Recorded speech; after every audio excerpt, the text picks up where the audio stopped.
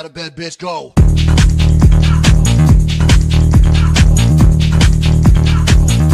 Get up, and then they got go.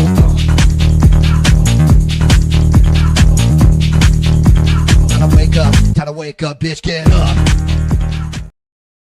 Hello, world. Welcome to the Morning Spread right here on the Betting News Network. I'm your host, Nate Hornung, better known as Shaggy Bets. I got producer Alex helping me out in the shadows today. This is all brought to you by our lovely sponsors at Lucky Rebel Sportsbook. Go to luckyrebel.la or click that QR code up above my head. Get yourself a $1,250 deposit bonus, as well as 50 slot spins immediately in your account. Episode 84 of the Morning Spread right here on the BNN. Whew, we had a lot to talk about. I am sad, folks. I am sad. The Netherlands, they lost last night. The Dutch could not come home. They could not qualify. They lost in heartbreaking fashion in penalty kicks to Morocco after a very, very entertaining game. Free sauce. Afternoon, brother. Appreciate you being here. Jerry, how you doing? Appreciate you guys being here in chat. The Netherlands, I mean, just couldn't get it done. And, you know, it was a fantastic game, despite there not being a whole lot of scoring. The teams were going back and forth, and obviously Netherlands broke out to a lead in like the 72nd minute with Cody Gakpo finding the back of the net. And then what did they do? They played not to lose.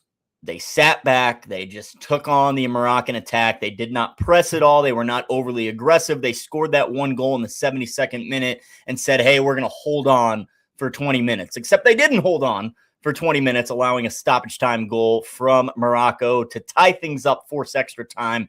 And we all saw what happened in extra time. It was all Morocco in those extra 30 minutes of play. And then in the penalty kicks, we saw how that ended. Morocco eventually moving on after beating the Netherlands. We're going to talk about that game and so much more right here on the Morning Spread.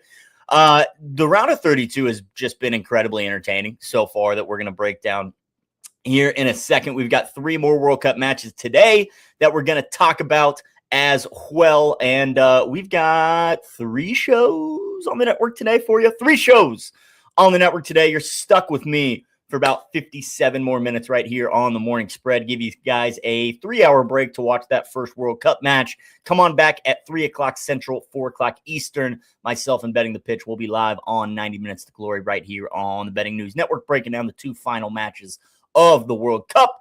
And after that, we've got Afternoon Bet Espresso live on the channel, talking all things MLB, World Cup, and the WNBA Commissioner's Cup as the final of that in-season tournament takes place tonight. So plenty of action for you, plenty of content on the BNN.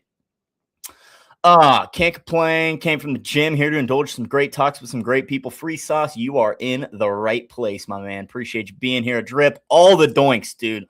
All the doinks in that PK shootout between the Netherlands and Morocco. And, I mean, it was just a tough watch as a Dutch fan. Just seeing some of those PKs, especially Somerville's, man. Somerville didn't even make the keeper dive. Manu read him like a book, knew exactly where he was going. He literally cut off half the goal prior to him even kicking it. The man didn't even have to dive because he knew he was going to go towards the crossbar. And he saved it one-handed, standing up, didn't even have to dive. That was just a rough watch, let me tell you that. But we had plenty of other action in the World Cup yesterday. Brazil with an exciting finish against Japan. Japan took a lead 1-0 pretty early on in that match. Brazil tied things up pretty early in the second half. And then in stoppage time, they found a winner. Gabriel Martinelli scoring in the 90-plus 5th minute of that match against Japan down in Houston to move Brazil on to the next round.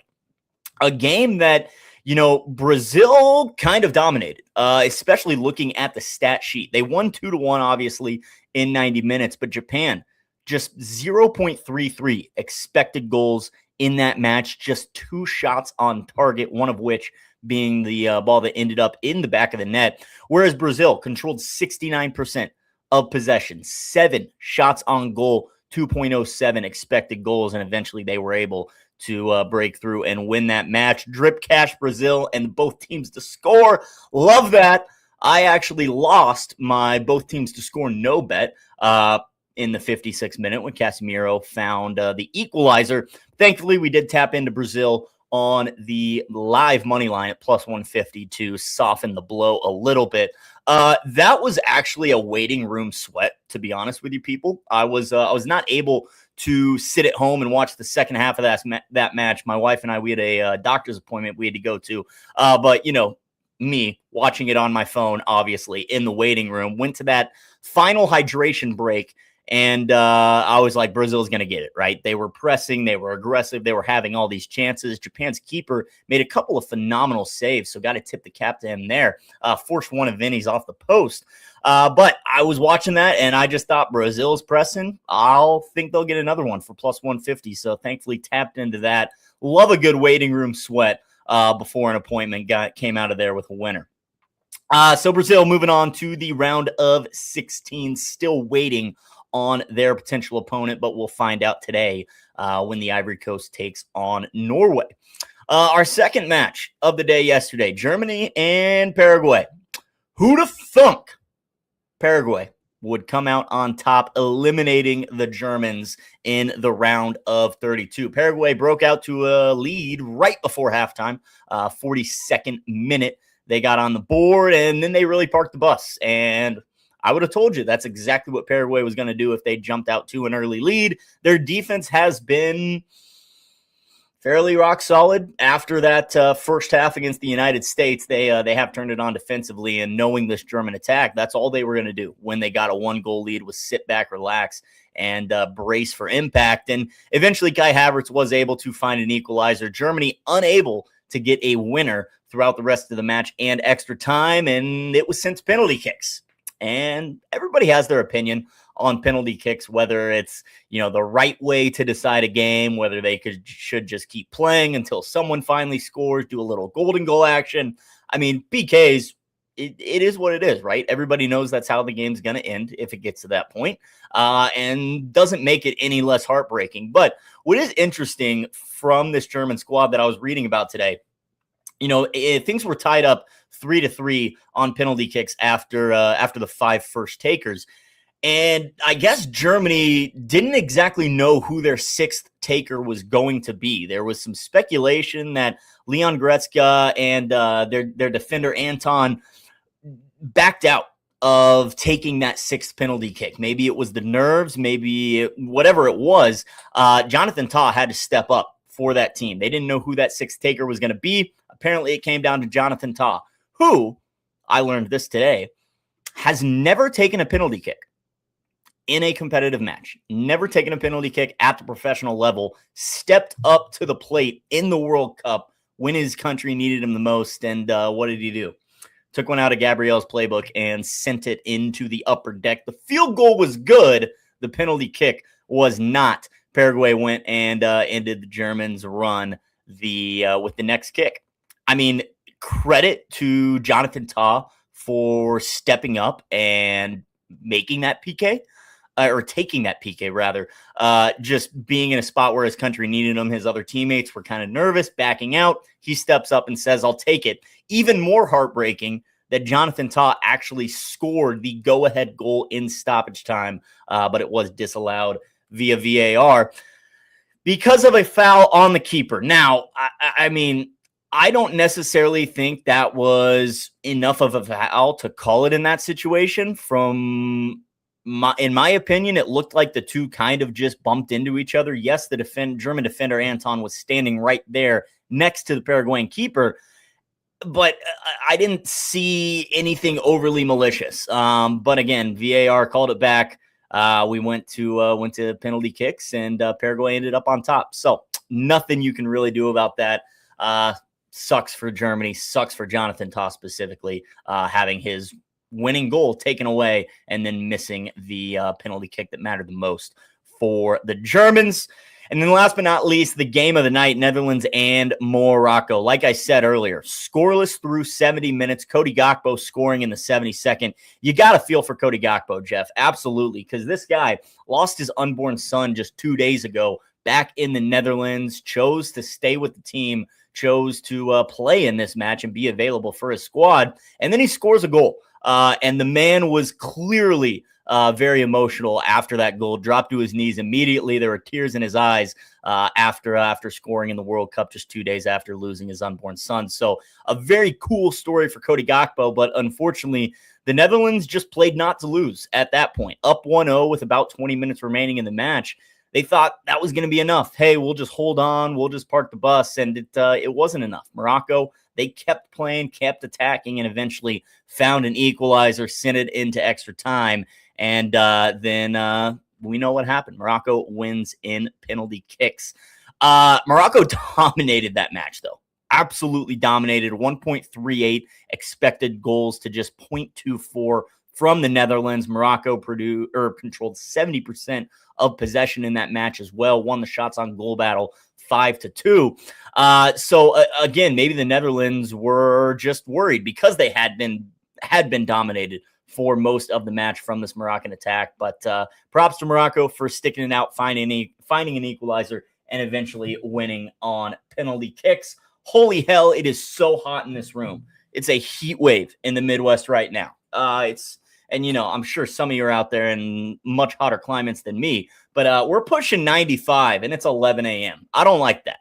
I'm a sweaty guy. I run hot. I'm sitting in swamp ass right now. I need the AC to be blaring, please and thank you. The Netherlands, Morocco, absolute cinema, like we expected. I've seen people compare this match to what we saw between Vanderbilt and Nebraska in the March Madness tournament round of 32, actually. Absolutely was. Absolutely great match to watch from both sides. Obviously heartbreaking for the Dutch, but the match in itself, extremely entertaining, to say the least. Buddy, you know how I was in Florida? Toughen up. Jeff, don't talk to me, brother. Don't talk to me, man. I get it. You guys go to the beach. Go to the freaking beach. You have a body of water that you can just jump in. All right. We don't have that luxury here in Kansas. Okay. All right. I'm, jumping into a field of wheat does not have the same effect as jumping into the ocean. Let me tell you. So you find me in the pool. Yeah, fair enough. All right. No comment there, Jeff.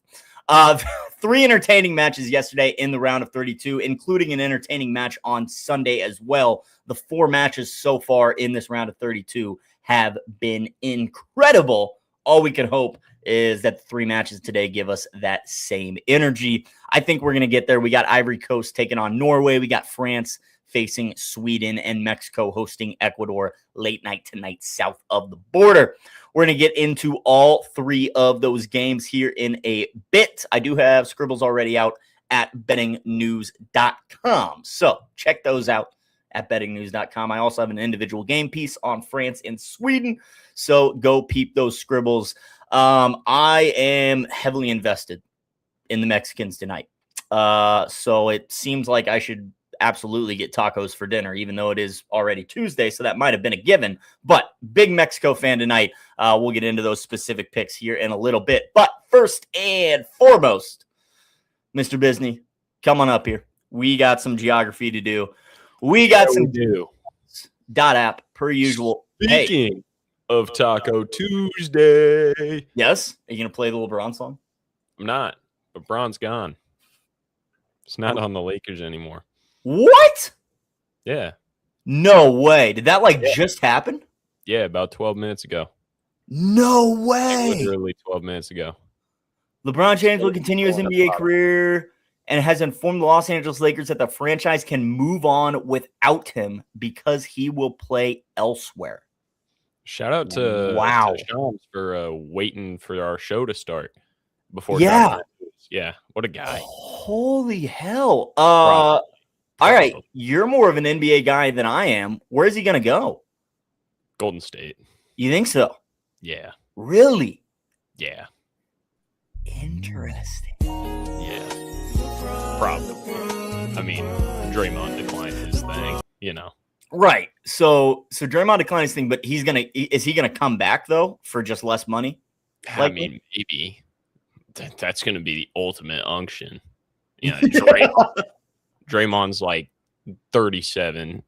Not really, but LeBron's 41. Curry's like 35. Draymond just turned 36. You weren't off by much. I mean, he just turned 36 in March. That would be insane. Bron to Miami would be insane. No way LeBron is going to get him. Imagine he ends up in Boston. I would rather cry myself to sleep every night. LeBron has never seen The Dark Knight. Yeah, he just made a bunch of villains in Los Angeles. Yeah, Tingus Pingus at center too. Now he's going to Golden State for sure. He can fly home to see his family. That makes a lot of sense. Would be him staying on the West Coast, teaming up with Steph Curry too. Wow. You know what would be like if I had a dream spot for LeBron to go? It's not going to happen whatsoever. But the Timberwolves, LeBron on the Timberwolves would be fun, dude. LaMelo, Anthony Edwards, and LeBron. Gobert. You just had to throw Gobert in there too. Dang, man. That's wild. LeBron leaving the Lakers, likely going to sign with the Warriors, according to a lot of these rumors. So LeBron would strangle LaMelo. Yeah. That actually sounds That's what I'm saying. I mean, LeBron would job. That would be a sight to see. Yeah, LeBron doesn't seem like a Portland guy to me. Jada Charlotte, yeah, doubtful. That would be a stain on Jordan's legacy, though. I was looking the other day, and the Book of Kings or the Donkey Kong book had odds for where LeBron is going to go next. Oh, okay. What are the odds saying? I think that I'm pretty sure Golden State was one at minus 135. I'm not seeing that. I'm not seeing it on the book anymore. He just got traded. That's probably why. Exactly right. Although Jaylen Brown to stay with the Celtics, that is the favorite at plus 190. Yeah. Portland at 3-1. Yeah, how is this gonna affect Bronny? To be honest with you, for real, is Bronny going down to the G League? Is he going to go play overseas? Because I don't see the Lakers necessarily holding on to him if his dad's playing elsewhere. He's going to be in that trade package. And then once Bron's gone, Bronny's gone with him. Yeah, that would make sense.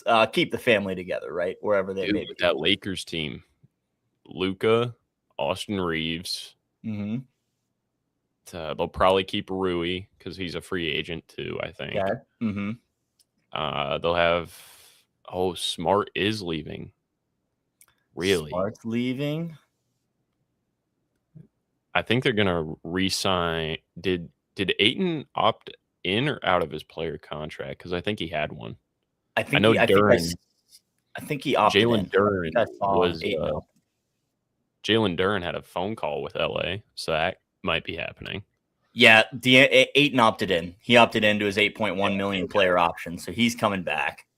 Yeah, Ayton and Duren, that would be mean. If Giannis, that's funny. That's wild. I mean, okay, so I've also heard rumors about Golden State potentially going after LeBron and AD. Is that in the realm of possibilities? Okay, I figured that was a little too much. Would be fun. Absolutely. But probably not. Probably not. All right. Well, Steph Curry, LeBron, and Draymond Green might be taking the floor together next year. Brothers. New Splash Brothers. Maybe. We'll see what happens. And Pingus too. Can't forget that man. Can't forget about him. Gotta love Porzingis, man. Dude. And Jimmy Butler. Holy smokes. You know, the more I think about this, the more I feel like the Warriors are sneakily building something. I mean, they are priced at 25-1 right now to win the NBA Finals. They are, looks like, the 7th team on the list. Same odds as the Pistons and the Nuggets. This all according to the Green Book. Back when Tom Brady got traded to the Buccaneers, I was like, okay, they're going to win a Super Bowl. And then they signed Gronk. And then I Mhm. was like, okay, they're really going to win. This is giving the exact same vibes. So Once I see the trade go through, right. I'm going to put some cheddar down. Here's the question, though. Are you like, is it worth a little gamble now? Probably. Because it's going to get taken off the board immediately when that trade happens and adjusted. Dollars. And I'm seeing you can actually find it at 35-1. Golden State 35-1 on the old GMG book. Lucky Rebel doesn't even have odds you can click on right now. They're all locked. Well, they're all locked. Something's happening. Something's happening. We might get some more LeBron news before the end of the show in 38 minutes. Potentially. So, wowza. Something's going to happen. And people say I'm not an NBA guy. We just spent 10 minutes talking about the NBA. Yeah, we did. But now we got to play some GeoSports. Let's do it. Let's play some trivia. And then we'll get into the World Cup bets for today. LBJ to San Antonio would break the timeline. That ain't happening. Don't even get me salivating, dude. It would break the timeline, but I don't think that one's happening. All right, folks, let's play some GeoSports. Shout out Frank Mike Smith, as always, for the game. Bill Walton led the city to their only NBA title in 1977. Shout out John Morant. I was going to say, Memphis, no? No. John Morant doesn't play for Memphis. Portland. Yeah. Portland. We found Portland earlier. It's this guy, right? Yeah, that guy. Yeah, that guy's Portland. You know what? The more we play this, the more I learn.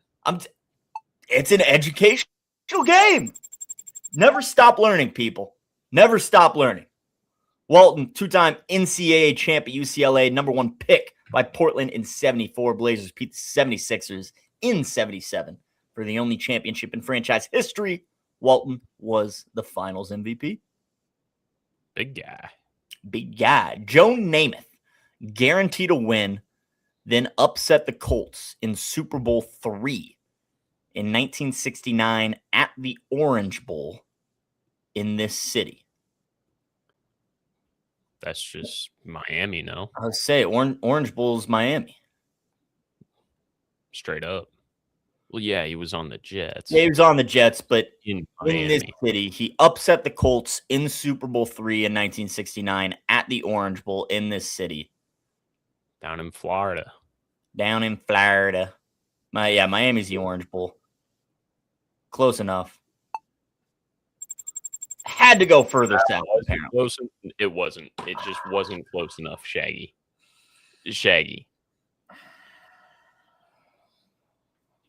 13 miles. I had 3 miles to go. 3 miles further south. Shaggy. He shagged it. At least I didn't click in the middle of the ocean this time. Yeah, you know what?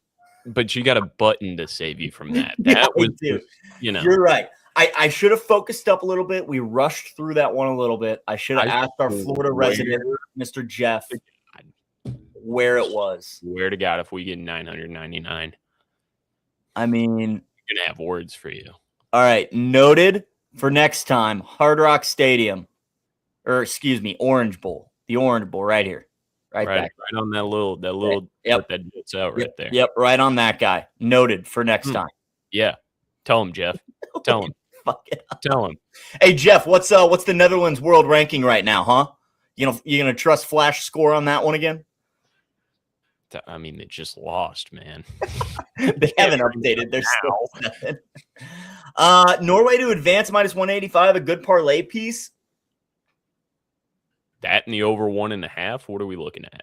I mean, how confident are you in Norway? Because I kind of like the Ivory Coast. Kind of like both teams to score on that. It's funny because I took the under. We're gonna get into that here in a little bit, though, folks. Yeah, we will. Hey, 1-1 cashes everybody. 1-1, perfect. Beautiful. BTTS in that one. 1-1. I'll take it. Jeff on my side. 1-1's fine. 1-1 is fine. Days before Super Bowl III, Namath guaranteed his Jets would beat the favorite Colts on January 12th, 1969. They won 16-7 at Miami's Orange Bowl. a stunning AFL upset just before the NFL merger. Yeah. Shout out. Holland 2 and Mbappe 2. When does it stop, Drip? Unfortunately, I think it stops today. Yeah. I think it stops today. The Ivory Coast is going to make anybody but Erling Haaland beat them. They should have that guy double teamed, to be quite honest with you. Just lose to anybody else on that Norwegian side. The NFL's only community-owned team has played here since 1957 at the league's oldest active stadium. Gotta be Lambeau. GB Peck. Community owned. That's the giveaway there. I mean, Jeff, I don't know if I had seen that clip. Stadium is also up there. Yeah. Which one? Which stadium? The league's oldest active stadium. That's also a pretty big. Yeah. That's a nice one. Explain the Ivory Coast defense in NBA terms. I'm not Thunder. An NBA guy. Okay, Thunder. I like it. I was going to compare them to like Houston in college basketball. Yeah. Just we don't care if we don't score 50. You're only going to score 45. Like Ivory Coast, I'll get into it, free sauce, but the Ivory Coast should just park the dang bus all game long, in my opinion. But we'll see what happens. Lambeau Field opened in Green Bay in 1957, the NFL's oldest active stadium. Packers are the league's only community-owned team with 360,000 plus shareholders, ensuring they can never leave town. Are you an owner of the Packers at all? Hell no. All right. Had to ask. Are you? No, I'm not. Back-to-back MVP. SGA grew up just outside of this city. We were literally talking about it on Afternoon about Espresso. He's from Hamilton, which I'm pretty sure is just outside of Toronto. Well, then click on it. Well, there's Toronto. And then we go south. Hamilton's like over here. I think it's over there.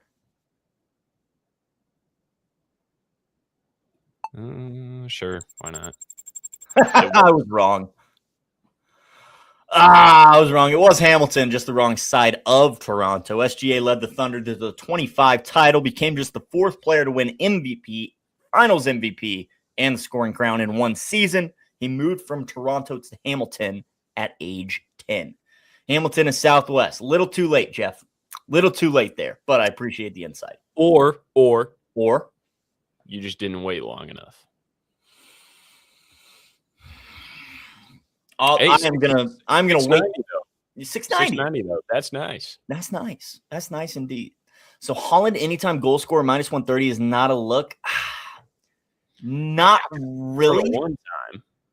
Because that's anytime. That's anytime. Even if they do take it to extra time. I mean, if there's anyone to do it, it's Holland. Exactly. And that's my thinking is if someone on this Norway team is gonna score, it's probably gonna be Holland. But do y'all know he finished 2 years? I did not know that. I did not know that. Yeah. The more you know. Maybe that's why he ended up in Kentucky. He was so close. Ooh. That'll make sense. All right. Last question. Hall of Fame slugger David Ortiz won 3 World Series with Boston. He was born in this capital city. Now, that guy's Dominican, right? Yeah. Okay. I was thinking Miguel Cabrera was Dominican the other day, but he's Venezuelan, apparently. Gotta think that's the capital city. Santo Domingo. I mean, what? It's got to be where I got the cursor, right? Yeah, I mean that's the biggest city there. That's kind of what I'm thinking. Thank goodness I waited long enough. 990. 3 miles off, 990. Born in Santo Domingo in 1975, David Ortiz became baseball's great clutch hitter, winning 3 titles with the Red Sox and entering the Hall of Fame in 2022. Big Papi hit 541 home runs. It's a lot of home runs, man. That's a lot of home runs. That's a lot of home runs. All right, if we were given 100 attempts each, do you think we could even sniff The outfield. Is there an infield? Like, Sure. are there infield defenders? No, like home run derby type thing. Yeah, like home run derby. So here's the question: home run derby. Are they just lobbing it in, or are we actually live at batting? You actually like you're getting a 90-mile-per-hour fastball. No, we're not touching going up against Paul Skeens, but even in 100 attempts, you don't. I don't think I'm making contact with the ball. Really. I have more faith in us than you. I am glad you do. The hardest thing to do in all of sports, man, is hit a baseball. You know what? Maybe next time you're in Lincoln, I'll get one of my boys on the Husker baseball team to throw us a couple pitches. All right. I would be so happy if I foul tipped a ball against an MLB pitcher. Like, that'd be winning the Super Bowl right there. Like, there is just no way we're touching anybody in the MLB. Well, and I'm a guy that is overly confident in his athletic abilities. That one and I played baseball growing up. It's not like I've never swung a bat before. Right. But those guys are freaks, man. Absolute freaks. Honestly, you could probably find a batting cage that maybe gets up to 90 miles an hour, and like, good luck with that. Yeah, probably, definitely. Like, I mean, if you're lobbing them in, yeah, I think I'm going to be able to put one in the outfield. But yeah, no, I'm not making contact. There's levels to this stuff, man. There's levels. Jeff, I need you to list the real sports. If we're going to make this claim, I need to know what the real sports are. Please and thank you. Oh, man. All right. I mean, sometimes when you're on the cross-country course, elbows get thrown. Like, especially at the start, dude, I was one of the bigger cross-country guys. Yeah, right. I was as well my senior year. Like, in the 4x8, they had me go out as one. Yeah. Because I would just shove everybody. Football, hockey, golf, end of list. Well, I've been playing golf my whole life, and I played one season of football, so I think that counts. When you were 8? No, I was 13? 8th grade. I was 13, 14.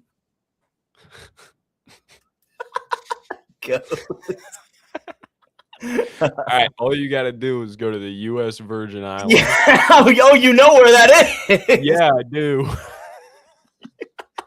Well, I'm going to St. Thomas here in like a week. Oh, hell yeah. Cool. Yeah. So Epstein Island is like 20-minute boat ride, like it's southeast of that. It's very close. Very close, unfortunately. I mean, we could probably find it on the map. Probably, actually. Let's not get too ahead of ourselves. Okay, we still got soccer to talk about. I mean, these are the Virgin Islands, right? Yeah. All right, we don't need to find it. That's for another day. No, zooming in on that is probably going to get you in some deep trouble. Right. Yeah, we're going to switch to see results. 990, folks. 99. 99. We'll take it. That's undisputed A. Undisputed A. That's an A+. Free sauce is letting us know. Oh, love it. All right, folks. Well, that's some GeoSports. As always, shout out Frank Michael Smith. Alex, anything else you need to share with the kids? Need to talk up Nebraska anymore? Nope. I've said my piece. We've been doing enough of that in our group chat today, defending the Midwest from these coastal elites. Yeah. It's us against the world, man. It's us against the world. All right. Give me financial advice. Yeah, let's get into some soccer, folks. We've got 3 matches here today. First one starting in just 25 minutes. We got Norway taking on the Ivory Coast. This match going off at AT&T Stadium in Arlington. They're playing in Jerry's World. Erling Haaland going to try and do something the Cowboys don't do very much in that building, and that's score. But I think he's going to have some issues doing that. Look, the Ivory Coast is actually a very, very good defensive team, and we've seen that so far in the World Cup. They shut out Ecuador. They shut out Curacao. I'm not going to tell you that those two offenses are as good as Norway, right? But the Ivory Coast knows their role.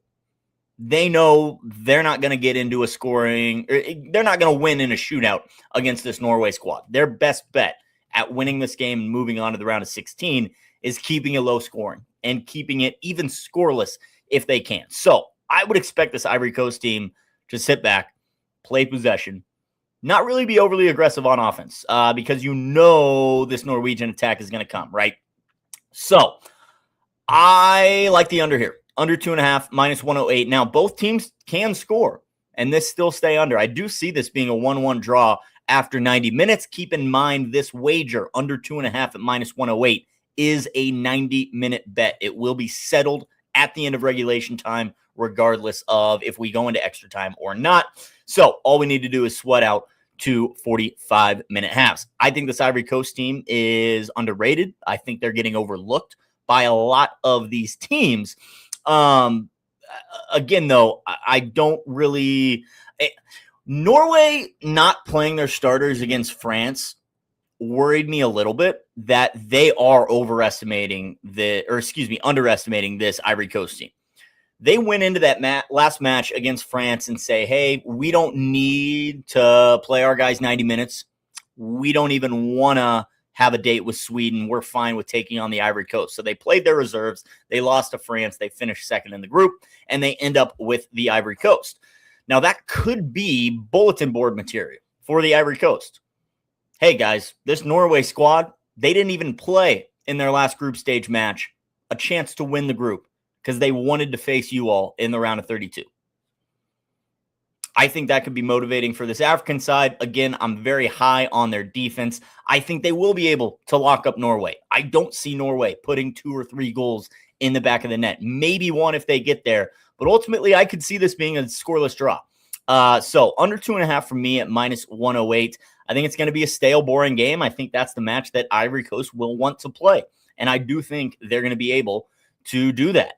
LT, I saw Ahmad was on the bench, which is just not great for myself in betting the pitch in our Footy Frenzy pool here because we got Mr. Diallo to score. But yeah, it looks like he is going to come off the bench, unfortunately, which is not great. But we'll see what happens. Norway looks like they're starting their best, little 4-3-3. They got Haaland up top per usual. Odegaard's back in the lineup. They're playing their top guys per usual. So again, though, I really like this Ivory Coast defense. I think they're getting underlooked, and I think there's a lot of hype surrounding this Norway team just because of Erling Haaland. So you shut that guy down, who else is going to score on this team? I don't think they have it in them. I think it ends 1-1, more than likely staying under the 2.5 and going into extra time where Norway might do it. But again, Ivory Coast just wants to get to that coin flip, turn this into a PK shootout, and hope they get the job done. So under 2.5 for me. Think this one is going to be lower scoring than people expect. This was also the hardest game for me to cap today. The other 2 bets that I'll get into, the other 2 games, I have got 4 bets in those matches. I got a lot of bets on the board today, folks. And like I said, I'm a big Mexican fan. If Mexico doesn't win tonight, probably eating ice soup for the rest of the week. But we'll get into that right now. But this match, hardest for me to cap personally, under 2.5 from the Ivory Coast and Norway in this opening match. Completely forgot I put extra cheddar on the Netherlands game correct score and cashed. That's always a good sign. I love that. Opening up the sports book the next day and seeing more funds in your account. That's the best. Norway, Ivory, first half sweat, under half a goal at plus 184. Cash money, you are speaking my language, man, because that is a classic 45-minute shaggy sweat, and I might need to get involved. And Jeff, I love what you're saying there about Ecuador, because we're going to get to that here in a little bit. But we are aligned per usual. Let's hope it works out. But first off, let's talk about France and Sweden. who kick off at 4 o'clock Central, 5 o'clock Eastern, down in, up in at MetLife Stadium in East Rutherford, New Jersey. I'm going to be on this channel with my good friend Betting the Pitch here at 3 o'clock Central, 4 o'clock Eastern prior to this match starting, so you can get his thoughts on this contest as well. But what I will be doing in this match is backing France on the money line and both teams to score at plus 165. We win a full unit on this same game parlay. The hard part is going to be sweating out Sweden to score, right? France shouldn't have any issue putting the ball in the back of the net. I endorse whatever way you want to back France in this match. If you want to take their team total over 2.5, go for it. If you want to take them minus the 1.5 on the spread, love it. If you want to take France and the over 2.5 in a same game parlay, go right ahead. I think all of those are good bets. I think France honestly just rolls through Sweden. I think this has the potential to be a 5-1 contest like we saw the Netherlands do to Sweden in the group stage match, because Sweden just doesn't have the defense, folks. They do not have the defense to stop anyone. Yes, they had a great win over Tunisia, 5-1. It was Tunisia. What happened when they played an actual competent team? They lost 5-1. And then they had to battle Japan in a 1-1 draw in the group finale just to move on to the round of 32. Now you face the tournament favorites to win this match. France watched Germany lose yesterday, right? Now Paraguay is sitting, getting the winner of this match in the round of 16. France's path to the quarterfinals just got so much easier. They are going to leave no doubt in this match. I think they're going to run up the score. I have this one finishing 4-1 France at 13-1. If you like those correct scores, 4-1 France at plus 1,300. Again, the hardest part of this wager is going to be sweating out Sweden to find the back of the net, because France's defense is rock solid. But we saw Senegal score against them. We saw Norway's reserves score against them. I think Victor Gyökeres and Alexander Isak are going to be able to put one in the back of the net. Just one, probably. But that's all we need with France on the money line and both teams to score at plus 165. Victor Gyökeres also facing his teammate, William Saliba, who both play for Arsenal in the EPL. Very familiar with each other's tendencies on the pitch. I think Gyökeres is going to be able to take advantage of that today and be able to get Sweden on the board. But it is France, and France has so much attacking power. I don't see them having any problem scoring today. So give me France on the money line and both teams to score at plus 165. If you do like this French defense and don't have faith in Sweden's offense, I mean, France to win to 0 is probably plus money. Let me look up those odds right now. But as you can see, I'm going against that. I think Sweden is going to be able to find the back of the net. France to record a shutout win is plus 135 if you'd like to do that. In theory, France and both teams to score yes at plus 165. France and both teams to score no at plus 135. Bet them both, root for the French, and walk away with a little bit of profit if you'd like. But I think Sweden finds the back of the net. I do like Victor Gyökeres and that Alexander Isak, that duo up top. So I see them putting one in there. So France 4-1 at 13-1, but I do like France and both teams to score at plus 165. That leads us to our final match tonight, south of the border. Mexico and Ecuador going head to head in Mexico City. And folks, I could not hit Mexico money line faster. Plus 130 is what we got. I don't know why there's a plus sign next to Mexico on the money line. They're playing in their capital. They're in their own country. They haven't had to deal with any sort of international travel. This team is well rested. They are primed and ready to go against an Ecuadorian side who really has negative offense. All right, Ecuador is shut out in their first two group stage matches. They beat Germany 2-1. All right, we will tip our cap to Ecuador for beating Germany in order to qualify for the round of 32. And yes, Germany played their best 11 in that match, and Ecuador was still able to win 2-1. But I'm not reading into that too much just because that game meant nothing to the Germans. They didn't need to win. They didn't need to draw. They didn't care. Sure, their best 11 were out there. I don't think their best 11 were giving 100% effort. I think they were much more worried about Paraguay in the round of 32, which they should have been, as we saw the Germans get knocked out by Paraguay yesterday. But Ecuador's attack is awful. It is Inter Valencia or nobody for this team.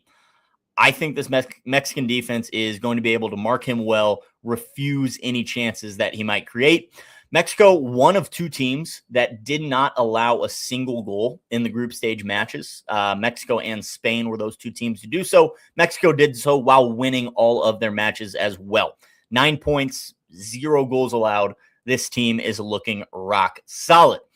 I have also sprinkled on Mexico and both teams to score no in a little same game parlay at plus 226, half unit here for Mexico to win in shutout fashion. Again, no faith in Ecuador whatsoever. Yes, Ecuador's defense has been decent, but Mexico is a completely different animal. I think they take it to them. I saw videos of a bunch of Mexican fans outside the Ecuadorian national team hotel last night trying to keep them up all night. Maybe they're not well rested. But that just goes to show you this entire stadium is going to be behind the Mexican side. The atmosphere is going to be rocking. I think home field advantage will come into play a little bit here. I also think Mexico is not necessarily being talked about like a lot of the bigger dogs in this tournament. All right. We're talking about teams that can make a run, and you hear the France and the Spain and the England and all those teams. I think Mexico is kind of set up for success going into this bracket, assuming they win today. Mexico is going to be set up against either England or Congo in the round of 16, likely England. We've seen what England's done so far this tournament. That's a match that Mexico could certainly win, setting them up in a quarterfinal against Brazil. Again, I think Mexico very, very motivated. They're going to use the home field to their advantage. I love their defense. Their offense has been great. Rotated plenty of guys in that final group stage match, but the offense was still clicking. The defense was rock solid per usual, and I think they're going to be able to shut out this Ecuador side that, again, negative offense for this Ecuador team. 2 goals against Germany, don't really care because Germany wasn't trying. So Mexico on the money line and both teams to score no at plus 226. Also took Mexico on the money line straight at plus 130.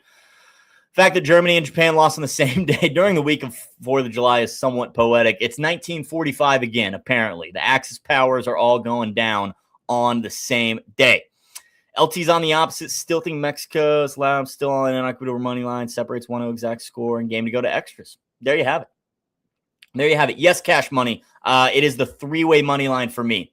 3-way money line for me, Mexico. You can see plus 125 right now at Lucky Rebel. I was able to snag plus 130. Do your line shopping as always, but don't be afraid to back Mexico in shutout fashion as well at plus 226. And because I felt like I needed a little more action today, we've also got Mexico and France, both teams to advance at minus 125 for 2 units. 2-unit plays do not come around often for myself. Just looking at my ledger here over the past, 5 years? Over the past 5 or 6 years, I've had roughly 6,000 tracked wagers. We have only had 90 2-unit plays. That's like less than 1% of the plays have been 2-unit plays. So they do not come around often. However, 2-unit plays hitting over 61% so far. And I really like this one. If you'd like a plus sign next to this parlay, you can just take France on the money line. Mexico to advance. France on the money line comes out to about plus 105 if you do your line shopping. But I do like Mexico and France both just to move on, get the job done. Minus 125, I think is definitely a fair price. Obviously, do your line shopping because this was offered at like minus 150, which in theory would not be a 2-unit play for myself. But at minus 125, I'll put 2 units on this bad boy. So Mexico and France both to advance at minus 125. If you'd like, add France money line for plus money. But that is what I've got today, folks. We got all 3 matches today. Heavily invested in Mexico, man. Heavily invested in Mexico. Cash money giving us an all-day sweat. Norway, Ivory Coast first half under a half. Scoreless first 45. France to score 3 goals and Mexico to win in regulation. Plus 1297 with a boost on the blue book. LT's just waiting on Norway moneyline and Holland to complete his 3-leg Hovland top 5. Should have picked them to win. Yeah, I mean, it is what it is at LT. No one really would have expected. I mean, I certainly didn't expect Holland to have this many goals in this tournament. And maybe I should have, but I just didn't really have much faith in this Norwegian side coming into the tournament. But good for them. Last person LeBron followed on Instagram just got drafted to the Bucks. Is that a hint or no shot? Tyler Herro and LeBron playing together in Milwaukee? I don't see it happen. He's going to Golden State. You heard it here first. I would like credit when LeBron does go to Golden State that you all heard it here first on the morning spread. CC Alex, of course. But you guys heard it here first. LeBron to Golden State. We're just going to confirm that right now. Breaking all 30 NBA teams interested in LeBron James. Makes sense. All right, folks. That is pretty much all I've got for you today. We've got Ivory Coast and Norway kicking off here in about 8 minutes. We're going with the under 2.5 at minus 108. Feel free to sweat out the scoreless 45 minutes with our guy Cash Money at nearly 2-1. Alex, are you feeling like doing some history? Bear shit in the woods. Yeah. Let's do it. Yeah. Let's do it. Let's see what we can do. Pulling up some geo history, as always, courtesy of our guy, Frank Mike Smith. We'll play some geo footy on 90 Minutes to Glory, folks. Come on back in 3 hours. 90 Minutes to Glory will be live with myself and Betting the Pitch. Following that, Afternoon Bet Espresso, giving you guys the reads on the MLB and the WNBA. But Alex and I going to try and boom. Yeah, there it is, KP. France money line, Mexico to advance, minus 101. Love it. Absolutely love it. Pause. Go to Lucky Rebel. You can get the plus sign. There you go. Get the plus sign next to that. I already put $25 on it. Hey-o, love that. Plus sign on Lucky Rebel for that parlay. France money line and Mexico to advance. Absolutely love it. All right. Geo history. Starbucks opened its first store near Pike Place Market in this city in 1971. Seattle.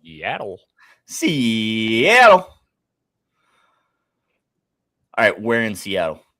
Right there. Sure. No.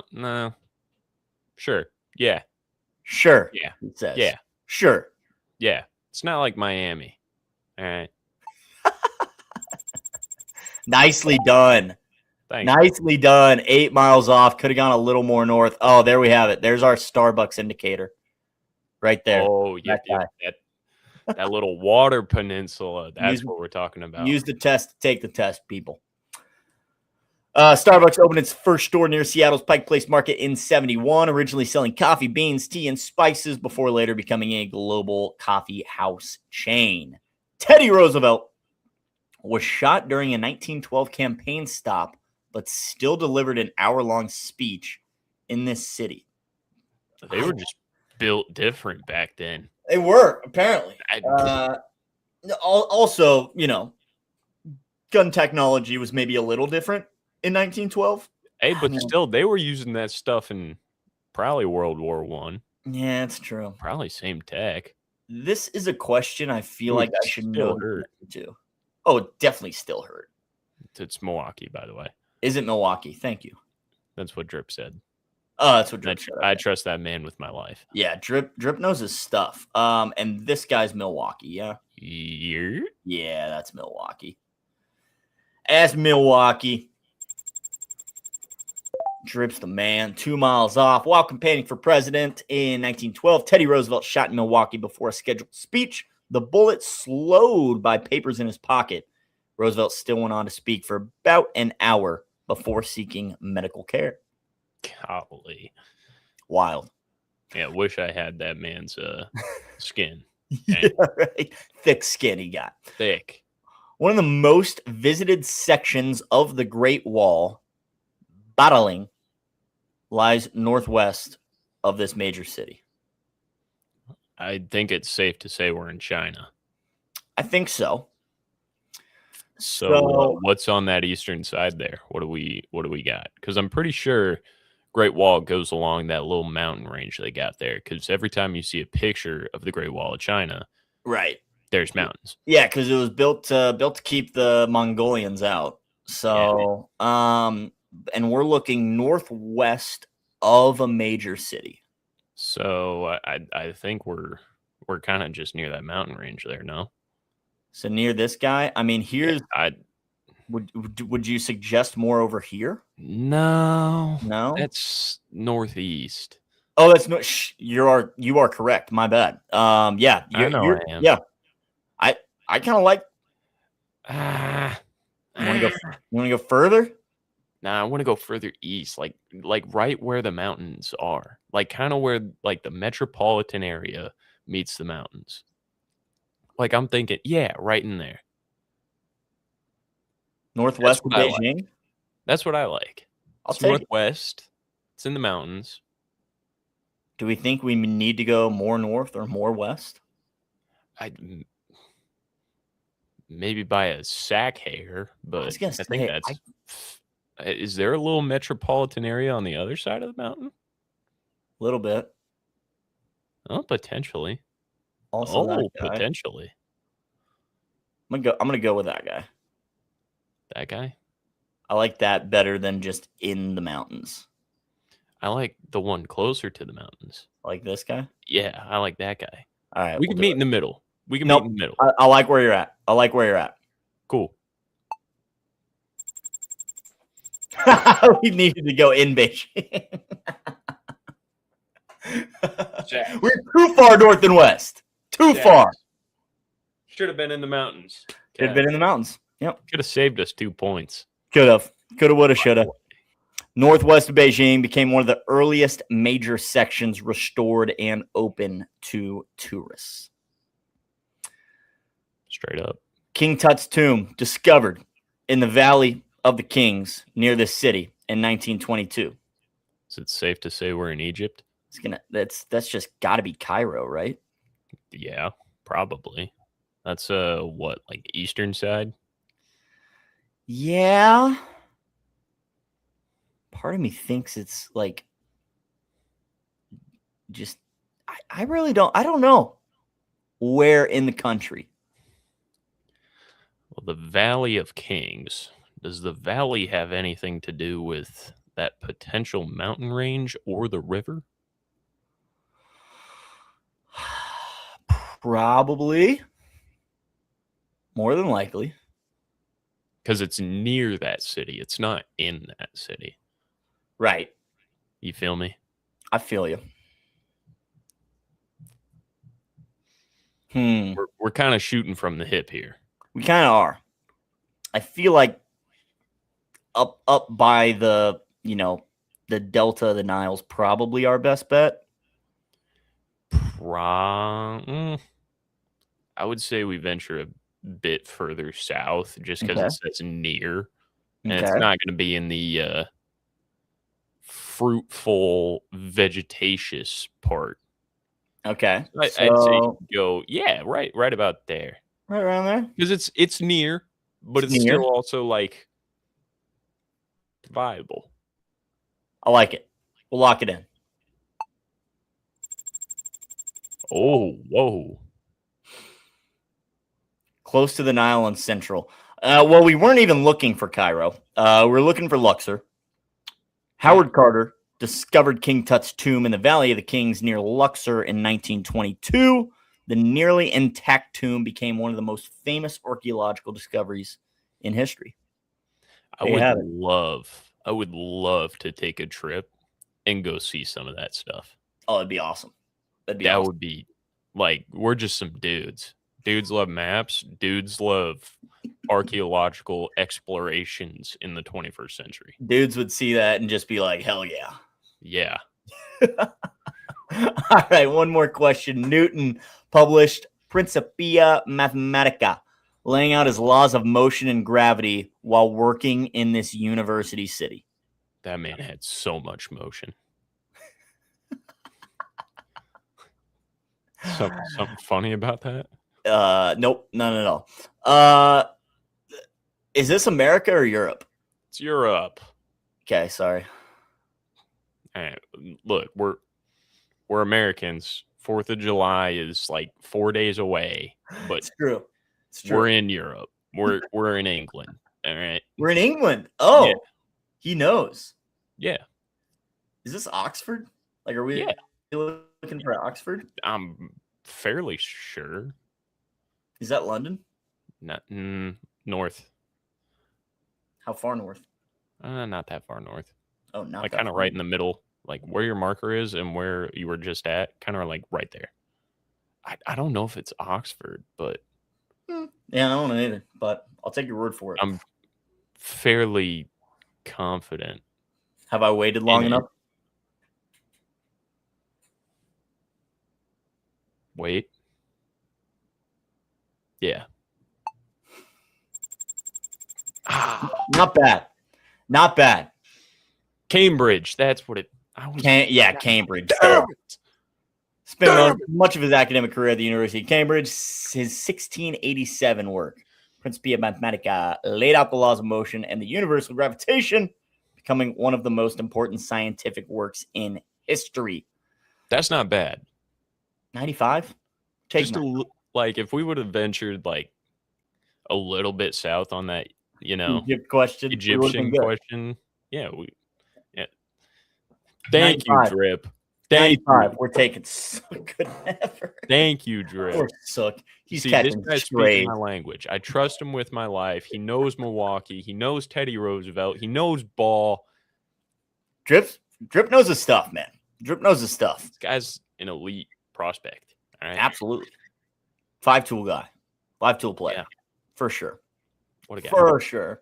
All right, folks. Well, that wraps up the morning spread right here. I'll see you guys in 3 short hours for 90 minutes to glory. But until then, enjoy this Ivory Coast and Norway match. I'll be back with Betting the Pitch to discuss the later matches as well. Enjoy the rest of your Tuesday. Alex, anything to tell the kids? I'm just eager for this LeBron news. Hopefully, the Betspresso guys will be talking about some LeBron news. And it's going to go to Golden State. You guys heard it here first. Credit the morning spread, please and thank you. CC Alex. Why is that a CC to me? I'm You the one called who it. said it. You were telling me. But it's my Why show, not? so like I deserve somewhat partial credit, right? So I'm CCing you because I said it. Fair. All right. You guys, yeah. Yes. Yeah. Yes. Yeah. Caption credits. Alex. Yeah. Get out of here, people. Enjoy this match. I'll see you in 3 hours. Adios. Come back to the BNN at 3 o'clock Central, 4 o'clock Eastern for 2 more hours of content. People scribble at bettingnews.com.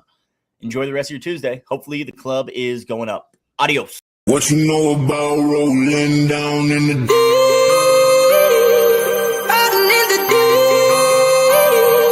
down in the Now I know y'all be loving this shit what you right know here. about rolling What you gonna do?